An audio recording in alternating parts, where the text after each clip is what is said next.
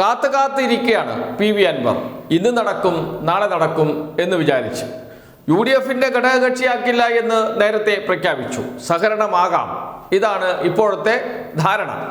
UDFലെ ഘടകകക്ഷികളെല്ലാം ആ തീരുമാനത്തോട്, കോൺഗ്രസിന്റെ തീരുമാനമാണ്, ആ തീരുമാനത്തോട് യോജിപ്പ് പ്രകടിപ്പിക്കുകയും ചെയ്തിട്ടുണ്ട്.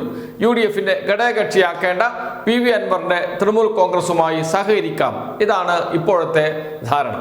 എന്ന് വെച്ചാൽ പടിക്ക് പുറത്ത് തന്നെയാണ് PV അൻവർ എന്നർത്ഥം. UDFന്റെ നയപരമായ കാര്യങ്ങളിൽ ഒന്നും ഇടപെടാൻ കഴിയില്ല, വെറും സഹകരണം മാത്രം പടിക്ക് പുറത്ത് നിർത്തിക്കൊണ്ട് സഹകരിപ്പിക്കുക എന്ന നിലപാട് തന്നെയാണ് UDF പൊതുവിൽ സ്വീകരിച്ചിരിക്കുന്നത്.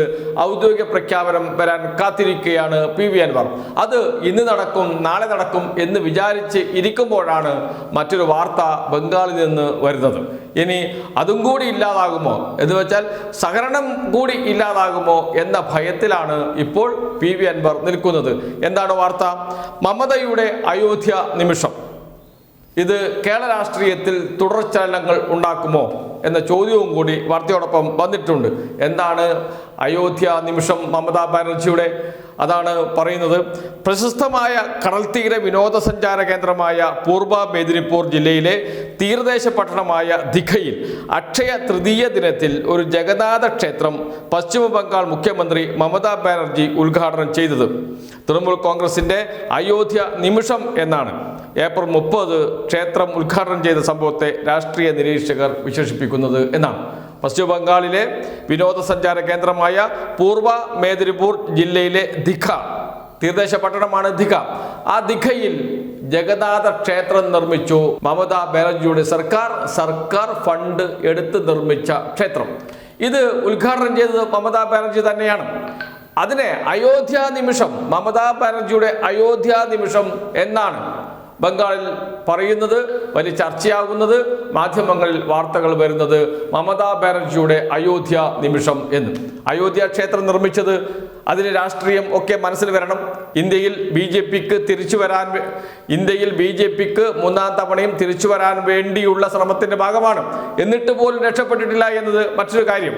ചെറിയ മാർജിനിലാണ് ജയിച്ചു കയറിയത് BJP എന്നത് നമുക്കറിയാം.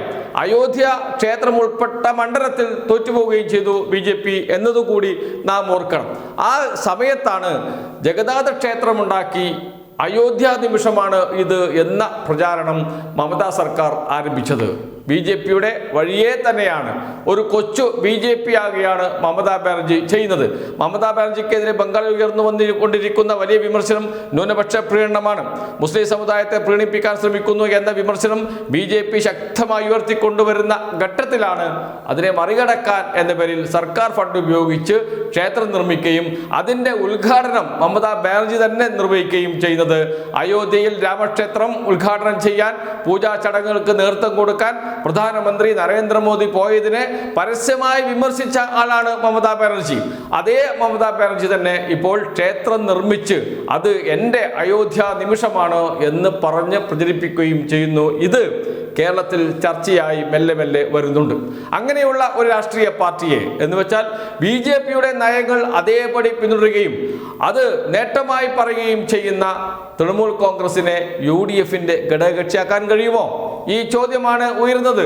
മുസ്ലിം ലീഗ് എന്ത് നിലപാടെടുക്കും, കോൺഗ്രസ് എന്ത് നിലപാടെടുക്കും എന്ന ചോദ്യമാണ് ഉയർന്നത്. എന്താണ് BJP ചെയ്യുന്നത് അത് തന്നെ ചെയ്യുന്ന തൃണമൂൽ കോൺഗ്രസിനെ എങ്ങനെ UDFൽ എടുക്കാൻ കഴിയും എന്ന ചോദ്യമാണ് ഇവിടെ ഉയർന്നു വരുന്നത്.